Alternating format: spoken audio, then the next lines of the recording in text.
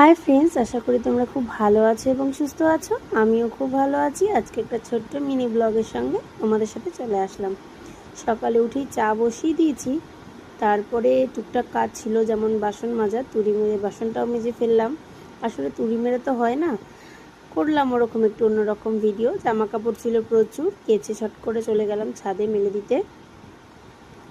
মেলে দিয়ে চলে আসলাম, একটু তোমাদের সাথে আজকে মেঘলা মেঘলা ওয়েদারটা শেয়ার করলাম। এদিকে রান্না হবে আজকে আলু ভাজা, চিচিঙে ভাজা, পটল আলুর তরকারি। তো চলো আজকে আমার গাছে কি কি ফুল ফুটেছে সেটা তোমাদের সাথে শেয়ার করলাম।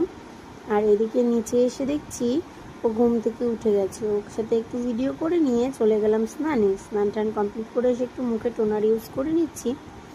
নেওয়ার পর টোনারটাকে একটুখানি শুকিয়ে নিয়ে সিঁদুর পরে এখন যাব হচ্ছে ওর খাবার বসাতে।